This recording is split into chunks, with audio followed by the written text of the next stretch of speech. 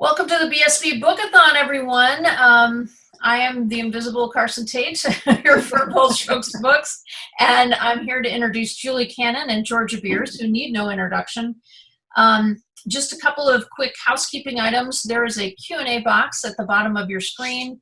If you have a question for either of them, type that in the box. If you just want to make a comment or a compliment or any kind of feedback, feel free to leave that in the chat role.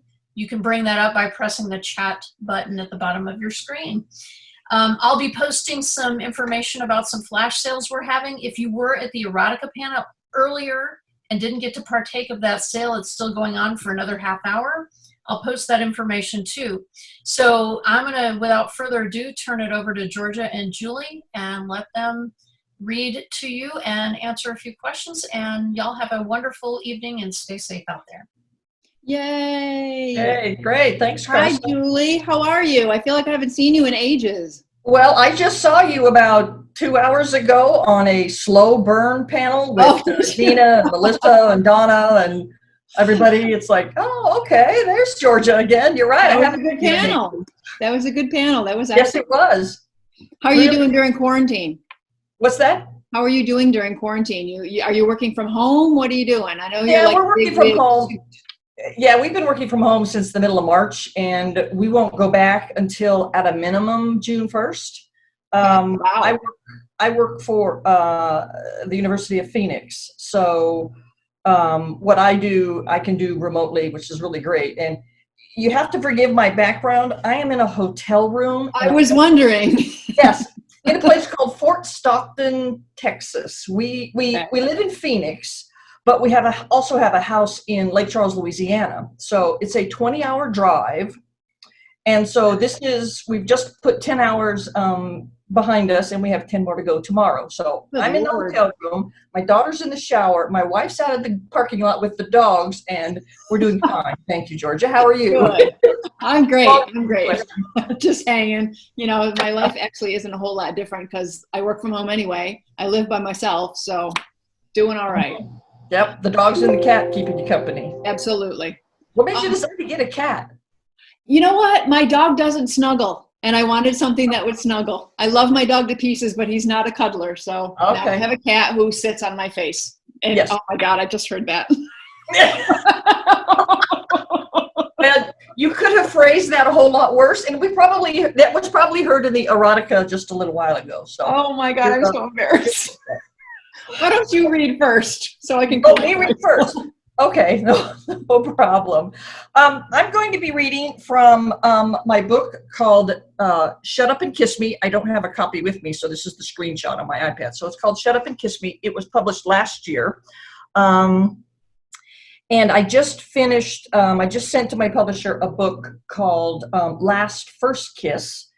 And that went to my editor last week, so that'll be out later this year. But Shut Up and Kiss Me, it has a very interesting setting. I was scrolling through Facebook like we all do, and I saw all these ads pop up about living on a cruise ship as, permanent residence on a cruise ship. And I thought, that'd be a great setting for a story. So that's the story. That's the setting for Last First Kiss. Awesome. One of the main characters, her name is Lo. She is visiting her parents who live on this cruise ship. And she's visiting them for about 2.5, 3 weeks. And where they're going now is they're going all around Australia, to all the ports around Australia, New Zealand, Fiji. So she's going to spend 21 days on this ship. The other character's name is Faith, and she works on the ship. The ship is called the Escape, and she works there. And obviously, fraternization between family members of any type or resident guests is completely prohibited. So therein lies the challenge. So I'm going to read from, this is about chapter 19. So it's well into the story, and the sessions that we've talked about or that we've had yesterday and today are things like slow burn, chemistry 101, the heat is on, those kind of things. So this is chapter 19, and all of that has been happening. Okay. So right now they are at a a golden wedding anniversary for one of the residents. Now, this is also in first person, so it's I, so it's first person. So I'm going to read a little bit from Lo's point of view, and then I'm going to read another little bit from Faith's point of view. Okay, so this is Lo first. I tied my bow tie, my reflection in the large mirror clearly showing I hadn't put on enough sunscreen the last few days. We were halfway through our 3 days at sea and would be arriving at the Great Barrier Reef the day after tomorrow. My nose was sunburned, and you could see the distinct outline of where my sunglasses had been all day. My mother had, of course, not approved, but mercifully hadn't said anything about it.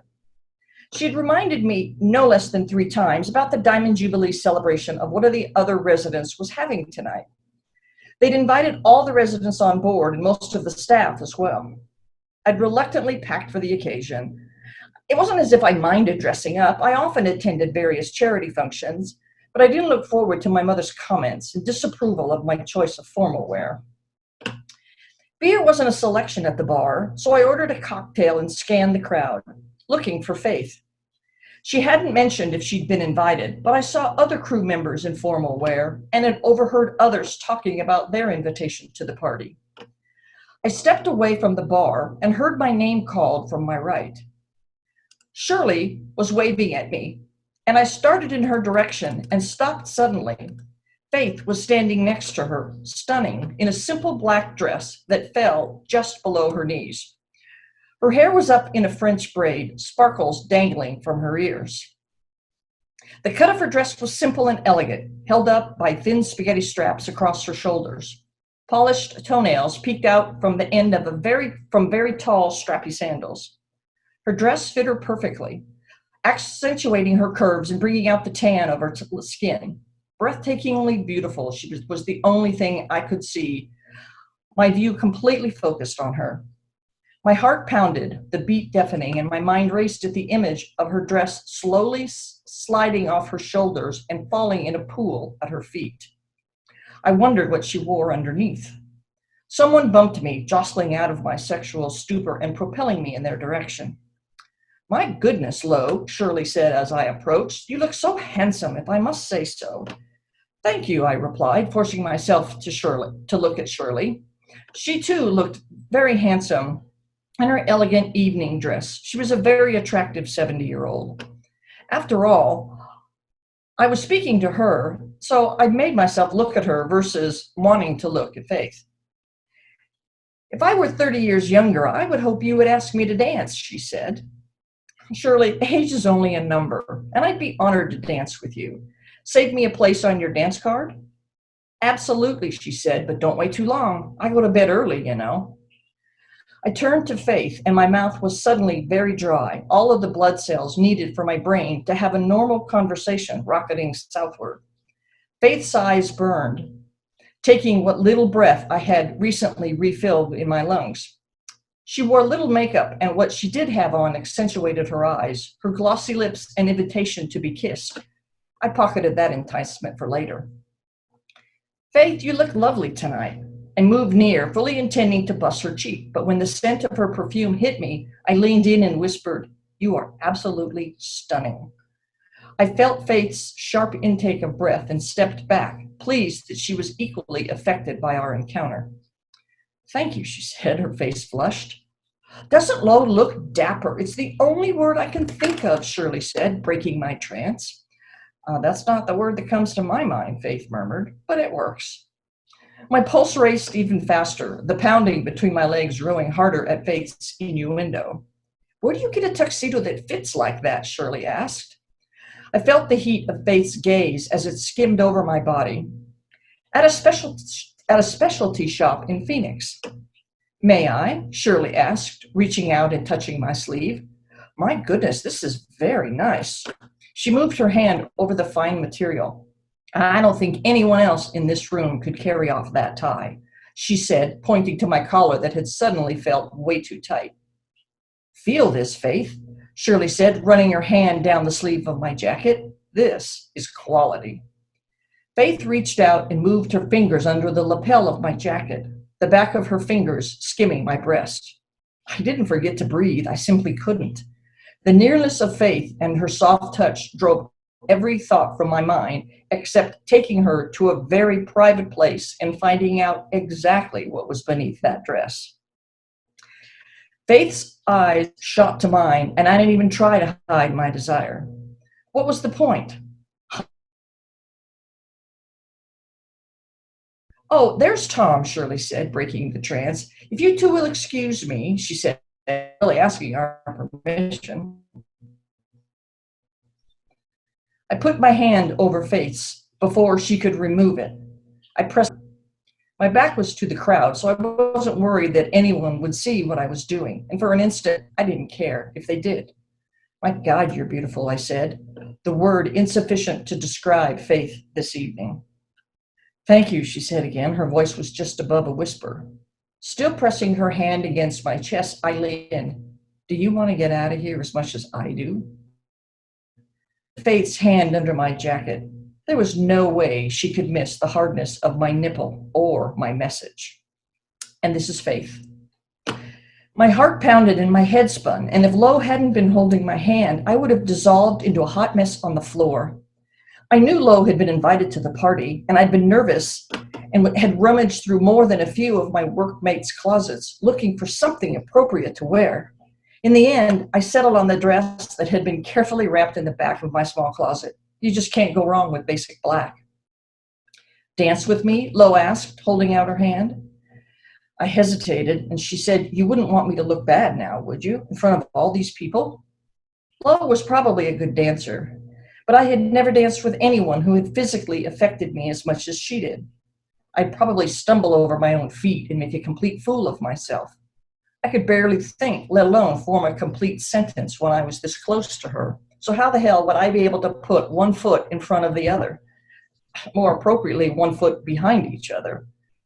Not coming up with an appropriate excuse not to dance with her, I placed my hand in hers. "Well, I certainly wouldn't want to be the cause of making you look bad." I was surprised at my ability to be flippant when my body was betraying me. I felt dozens of eyes on us as we walked hand in hand to the center of the dance floor. When Lo stopped and pulled me into her arms, I thought I heard a gasp or two from behind us. She didn't appear to have heard it, nor did Lo seem to be the slightest bit uncomfortable if she had. I stepped into her arms and almost stumbled at how perfectly we fit together. Her arms were strong yet held me gently, a respectable distance between us. She smelled delicious. I tried to make conversation, but all I wanted to do was settle against her and turn off the world. I felt safe and warm and protected. Shirley was right. You do look very handsome. Lo smiled and my heart flipped. My mother thinks my choice of formal wear for this evening is appalling. I slid my hand from Lo's shoulder, down her back, and up again, feeling the texture of her jacket. The softness and quality of the material was unmistakable, and I told her as much, but I didn't share with her how much it affected me that her muscles were reacting to my touch. "Oh, it's not what it's made of. My mother thinks I should wear something that shows off my legs and my shoulders." I couldn't help but laugh at Lo's sense of humor. "Really? Would she think it more appropriate if you had on a pair of knickers and a tank top?" Lo laughed, a deep rumbling in her chest that caused a shiver to traverse through me. It was a wonderful sound, and I needed to think of ways to make her laugh more often. "That would probably be worse," she said, still chuckling. "Well, I think what you're wearing is perfectly acceptable. You look better than any woman in the room." "Thank you," she said, her smile showing that she appreciated the compliment. I wasn't surprised that Lo was an excellent dancer. She was tall and strong, and she telegraphed her moves with a subtle squeeze of my hand or a light pressure on my back. Her scent and being in her arms was intoxicating, stirring, and making me crazy. It was so easy to get lost in the music and the feel of her arms around me. Every negative thought, worry, and problem dissolved as we glided across the dance floor. An unfamiliar warmth started in my midsection, slowly spreading to my limbs. I felt like I was floating, the bonds of responsibility non-existent. I could get used to this, I thought, as Lo expertly maneuvered us through a crowd. A few heads turned as we passed. Then I heard a voice over my shoulder. May I cut in? That's it. I have to unmute myself. Yay! Thank you. That was awesome. Thank you. However, the timing of talking about a cruise ship might not be the best, but well, yeah, but it's an escape and it's a fantasy, and so we can pretend that it's fine, right? That's right. That's why it's called fiction. Exactly. Exactly. Mm-hmm. All right, I am going to read from my current book, which just came out last week, called Flavor of the Month. Flavor of the Month it's a little bit second chance and it's a little bit redemption. It's about Emma and Charlie, who were together in high school and through much of college were each other's one and only. And then Charlie was enticed to move to the big city by the siren's call of an older woman who offered her a job, and she broke Emma's heart and left all of her small town Vermont past in the dust. And then one thing led to another and things happened and Charlie had to come home. So Emma, meanwhile, is in Shaker Falls, Vermont. She has a new restaurant that she is running. She's successful, and she has found out that Charlie is now back in town. What she doesn't know is that Charlie is working for the bakery across the street, and Emma is working out a deal with the bakery to supply desserts for her restaurant. So Charlie is about to walk into Emma's restaurant here. It was getting close to push time. That's what Emma called that time, about an hour before dinner customers started to appear. Soon her early bird customers would start to trickle in. But the chicken pot pie was ready to go. The standard meals were ready to go. The steaks and the chicken dishes and the seafood. Alec had prepped everything that needed prepping, and Jules had the salad area all stocked, and they were ready. Hey, Emma? It was Sabrina, the bartender, looking sharp in her uniform, which Emma tried to ignore. Black pants, a white Oxford, a black tie. Sabrina had complained about the tie more than once, said it got in her way when she was making drinks, and Emma could admit that that was a valid objection, but damn if it didn't look good. Also, she probably shouldn't have slept with Sabrina. Boss and subordinate and all of that. But one look at her and that flew out the window because Sabrina was hot. There's a woman here from Sandy's place with pie? Oh, right. Emma hoped this was the beginning of something beneficial for both her and Sandy because she really needed to add a dessert menu to her restaurant. Mousse, cheesecake, pie, something. She wiped her hands on a towel, draped it over her shoulder, and pushed through the double doors of the kitchen and out into the restaurant. And stopped dead. But only for a split second because she did not want Charlie Statko to know how affected she was by her presence. She had to steel herself, put her armor persona on, as her mother called it, when Emma had to be firm with somebody, square her shoulders, puff up her chest, hold her head high. Charlie was nervous. The darting eyes, the shifting from one foot to the other, the twisting of the ring on her finger, all made it obvious. Emma took a bit of satisfaction in that. No, she wasn't proud of it, but so what? Despite the quirks, though, Charlie looked... Emma sighed internally. Damn it. She looked good. A little too skinny, but still so pretty. Her dark blonde hair was a little shorter than Emma remembered it, and her ponytail couldn't hide the gentle wave of it. Those soft hazel eyes had always been home for Emma, and it was hard to believe they could still spark that feeling in her, but that's exactly what they did. God damn it. You're Sandy's new employee, huh? She purposely forced herself to sound disinterested, bored even. Should she yawn? Maybe she should yawn. Jules said there was a new baker. Who'd have thought it would turn out to be you? It's me. There was a false cheer injected into Charlie's tone, Emma could tell, and it surprised her that she still knew her that well. Yeah, she was nervous and uncertain, and again, Emma could admit to taking a tiny bit of pleasure in knowing that. She's got you making pie. It was an unnecessary statement, but Emma was having trouble finding words. At all. Steel, she reminded herself. Steel, armor, be firm. She opened the box. Nestled inside was an almost picture-perfect cherry pie, complete with the crisscross lattice work on top. It smelled delicious. It was still slightly warm. Emma could feel it through the box. She salivated. It's the first one I've made in a while, so they'll only get prettier. Charlie's smile faltered. Oh yeah, she was definitely nervous.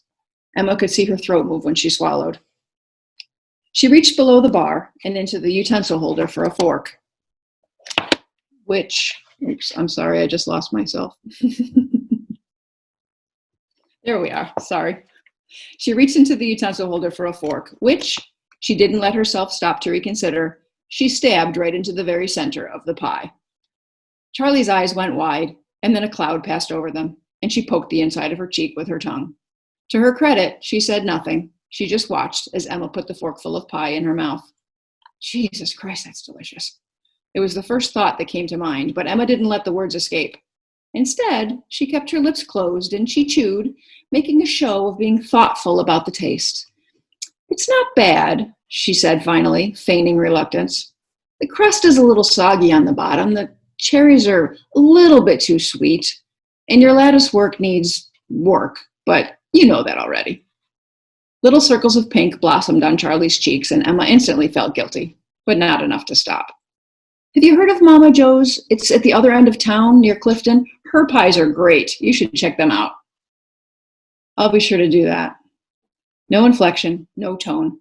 It was pretty obvious Charlie wanted to flee, and she did exactly that, turning on her heel and shoving her way out the door, leaving Emma standing there with the ruined pie. Wow, that was harsh. Sabrina's voice came from behind Emma, who'd forgotten she was there. Even for you. Yeah, okay, it was kind of harsh, though in her defense, Sabrina didn't know who Charlie actually was. But Emma wasn't about to let it sit on her, or to wallow in feeling guilty for being harsh. Charlie had been more than harsh years ago when she'd left Emma in her dust to go build a shiny new life in the big city. That had gone exactly as Emma had predicted. Charlie had gone to work for Darcy What's-Her-Face and a few months later moved in with her. Apparently, it had been super easy for her to forget about any history she'd had with Emma. She'd heeded the siren's call of the Big Apple and the successful older woman without so much as a backward glance. At least, that's what it had felt like to Emma. Now, she only had one question. What the hell was Charlie doing back in Shaker Falls making pie? The end. Very good. And the crowd goes wild! Right. You've got to love women that cook, regardless of what they cook. My wife is from Louisiana, thus the house in Louisiana, and I don't cook at all. I have my place in the kitchen, and that's doing whatever it is that she tells me to do. So, you know what? Sometimes that's not a bad place to be, though. No, it's not. It's not. That's good. If you want to run out and get a piece of pie now at the restaurant across the street, if it were open. I got to tell you, it was hard to write so much about pie and not want to order pie all the time. Yeah. It really was. I think we have some time for a couple of questions over here. Do you see them in the box over here? I see that we've got someone's asking us, out of all the couples you two have written, is there a couple that you miss more than others? You know, my first book, Come and Get Me, that's probably my favorite couple. Probably because it's, like your first child, your first love, your first everything. Sure. And I did go back to revisit them in some respect. In it wasn't a sequel, but they popped up as characters in this neighborhood, and I really enjoyed that. Mm-hmm. And so I think I miss Lauren and Elliot the most. I try to figure out how I could take that to the next step, but I'm not a series writer, so I just can't do that. How about you, Georgia? You know what? I miss them all as soon as I finish the book. Like, as soon as I finish a book, even though my brain is on to editing and the next one, there's still a part of me that misses that couple for a while. I would say that probably Piper and Lindsay in Blend were pretty, they kind of have a special place in my heart. I think because so much came out of that book for me, the wine bar, I did a whole bunch of research and I made friends with the local wine bar owner, and now she's like a really good friend of mine. So like I got this amazing friendship out of research for that book. And lots of good wine too, I suppose. And lots of good wine and lots of education on wine, which is even better. That's right. I keep hoping to walk in there one day and have a little plaque with my name on the chair that I always sit on, but that hasn't happened yet, so we'll get there. So one of the other question from Lori, was what other authors do you follow? I listen to a lot of books on tape going back and forth to work, and it's mainstream authors. I love J.D. Robb. I think I've listened to that series probably 3 different times. I don't really have a specific author. Obviously, in lesbian fiction, it's kind of just about everything. I'm not a big sci-fi reader. It's hard for me to follow what the heck is going on. But really, I just kind of I think probably like most people, you gobble up anything that comes out. Yeah, I'm kind of the same way. I do read as much lesfic as I can, as much romance as I can. I try to read what all of my friends are writing. I do read mainstream. I read a lot of thrillers. I like suspense as far as mainstream goes. I love Harlan Coben, Lisa Scottolini, Lisa Gardner. I'm looking at my shelf over here, Tammy Hogue. I have a Sue Grafton collection. I was devastated when she died before she went to Z. But, so there's just, like you, I have a real mix of stuff that I like, both mainstream and lesfic.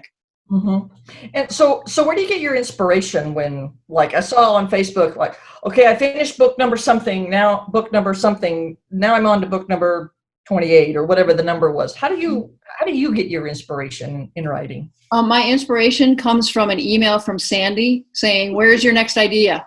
That's right. Yep. And I go, oh. No, that's not entirely true. It's a little bit true. Taskmaster and keeps us going. That's a good thing. A lot of times for me, it's when I see, I'm very visual. And so I usually have a couple visually in my head before I start writing about them. Because I have to be able to see them before I can put them in situations. And that's how I work. I know that's not how everybody works, but so I'll see someone on TV or I'll see, 2 actresses on a show and think, okay, they would make a hot couple. And then I will print out pictures of them and I put them on my wall, and then I go from there and figure out a plot and jobs and the conflict and all of that stuff.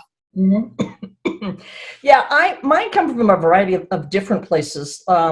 Like the book I read from, Shut Up and Kiss Me, there's a Mary Chapin Carpenter song that's showed up on the chat bar here a couple of times. 20 years old, that I heard it a while back and I went, oh my God, that would make a book. It's a great title. That's the perfect title. Now, what do I do? What do I do? What scene do I put them in? What kind of things can happen that she finally just says, "Would you just shut up and kiss me?" So mine come from a variety of different places, and usually it's a phrase or a song or something. Like the book I just started in my 10-hour drive. I think it's going to be called "I Met Someone," because those 3 words are like, wow, they're almost as powerful as the other 3 big words. Yeah, I agree. I think I'll write something about that now. So, it's just a variety of different ways. I think every author is a little bit different as to where they get their inspiration from. Yep, I agree with that. Yeah. I think we're supposed to go until Carson tells us we have to stop. Is that right? That's right, because we're... Answer another question. How many books a year do you write? It's about 1 now. In the beginning, it was a little bit more than that. Then work and life and kids and everything kind of took over. But it's about once a year now. Okay, and I'm doing 3. Yeah, see, I don't write full time like you. It would be very, very different. But when you have so many hours in the day, and I write in the evenings. Yep. A little bit on the weekends. Like I said, I did a lot of writing on this road trip. I did a lot of writing on a lot of my road trips. I had a job before that I traveled a lot, so that's... I remember that. And you were writing all the time while you were traveling. All the time. Yeah, you might as well do something while you're sitting in an airport and on an airplane. So the actual time to do it has shifted, but as my kids have gotten older and are moving out of the house, I'm getting a little bit more free time, so I think it'll probably pick up. But you do it all day, right? Well, not all day, every day. I try. I do a lot of staring and a lot of, household chores, but yeah, a lot of easy distractions. Exactly. Yeah. So let's see, what else? What book have you read that you wish you wrote? Oh my God, there's so many.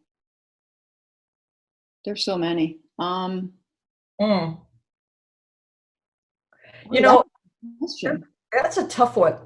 I'll answer it this way. Okay. If I could be any character in the world that I have read, I would be Cameron Roberts. Okay. Like a cajillion other women probably would in Rad's honor series. Yeah. I just like when I get in a tough situation, or I'm in a tough situation at work, or I'm going to be confronting something or whatever. I think, now what would Cameron Roberts do? Mm-hmm. Just kind of think of it that way. So, how about you? If you can't think of a book you read, who would you like to be? Man, I don't know. I know that the book that moved me the most was The Magician's Assistant by Ann Patchett. And it's an older book. It's probably 10, 15 years old. But she's one of my favorites just because of her ability to string words together. She's one of the only writers that I will stop and read her stuff out loud just because it's so beautiful. So she's like, I don't know if I wish I had written one of her books, but I wish I could write like that. Okay. But as for lesfic, there's too many great authors and great characters out there. There's so many, and there are so many that I haven't read that my to be read pile is just ridiculous. So you remember, Georgia, years ago, you were writing a couple books, and then I joined Bold Strokes. And remember when your choice was 3 books a month came out? Yeah.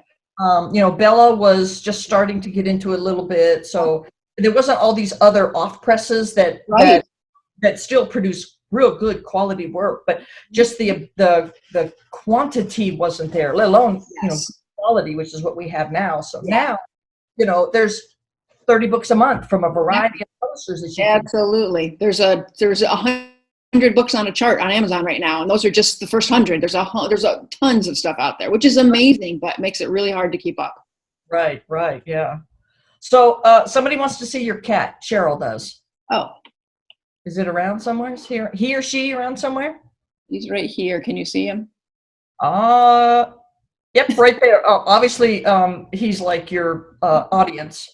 Yes. What's his name? Emmett. Oh. Like that. He's a good boy. I rescued him. He's 5, and he's just. They say that when you rescue an animal, sometimes they know that you've gotten them out of a dire situation, and sometimes he's in my lap, and I look down, and he's just gazing up at me like he loves me so much, and it's the best feeling. I look down, and he's just looking at me, and I'm like, okay, we're good. We found each other. We're good. You're right. They know. Ridiculous. I know. I'm a big sap for my cat now. So, what book that you wrote was the hardest to come up with the right ending? Endings are hard. I love a good epilogue, and my editor will say, you know what, no epilogue here. Like it's too often an epilogue. Good endings. I usually don't have a whole lot of trouble with endings. When I'm getting close, a line will pop in my head, and I'll be like, that's the way to end this book. Mm-hmm. I don't have too much trouble with that. So I can't really name a specific one. Maybe 96 hours because it took place in such a small span of time, but I don't know. What about you? Mine was, I think it was my second book. It was called Heart to Heart, and it was about a woman who falls in love with another woman and comes to find out that the other woman had a heart transplant that may have been her dead sister who donated. And so I wrote this book, and as I'm writing it, I'm thinking, how am I going to finish this? What am I going to do with this? How am I going to wrap this up? I really did not know. Like a lot of authors, I'm a pantser. I write by the seat of my pants. I write by I think the character's going to do this, and then this is going to happen, and then this is going to happen. And I'm writing along, and meanwhile, I'm thinking, how am I going to resolve this? Because it's now like the elephant in the room kind of thing. Mm-hmm. And I was just like, I kept writing, and all of a sudden I went, that's it, I got it. And that's what happens, isn't it? I had like 3 paragraphs, and it was the end, and that was it. So, it's like the proverbial light bulb. It was, and I stewed about it the whole book because, usually, you kind of know how it's going to work its way out. I had no idea how that one was going to work its way out. Right. Mm-hmm. Do one more. Let's see. We've got, how about this one? Is it hard to write from heartbreak or easier to write intense romance when you're in love? Is it hard to write heartbreak or easy to write intense romance? I think they're asking if you're heartbroken, is it harder to write romance? It's hard. It's hard to write romance. My 20-some year marriage ended a few years ago, and it was difficult to write happily ever after when mine had gone down the toilet. But I think there's also an element of hope there, because I wasn't, soured on love and, oh my God, I'm never going to love again. I mean, it was sad and it was rough and it was emotional, but I think those kinds of emotions help you delve a little deeper when you're writing. You call up some stuff that you normally wouldn't if everything was fine in life. Maybe. Right. Okay, good. I haven't been in your situation, and times depending on what's going on in my life, some things are more difficult to write than others, or sometimes it's more difficult to write, when things are just pretty crappy and, you're just overwhelmed and overloaded. It's like, I can't really get into this right now. Right. I get that. That. But then there are other times that's the complete escape that I need. Like, this is exactly, I need to get away from all this garbage and focus on this right here. Yeah. Which is a lot of reasons why I think women, anybody reads romance. It's to escape. It's to be kind of a semi-perfect world that we obviously don't live in. So sometimes it is my cure for what ails me at the time. I agree with that. Yeah. So Carson says we're going to end at 8:15. So why don't we talk about what we're working on now? What do you have going right now? Like I said in the beginning, I just finished a book called The Last First Kiss. Okay. And, if you think about it, the last first kiss, that signifies this is the last first kiss I'm going to have with someone. So this is it. Right. And again, I really like that. That would make a great book. Now, what the heck am I going to write about? So it's about a woman whose wife is a Medal of Honor winner. She was in the Army, and she was killed in over in the Middle East somewhere. And she received a Medal of Honor medal posthumously. Okay.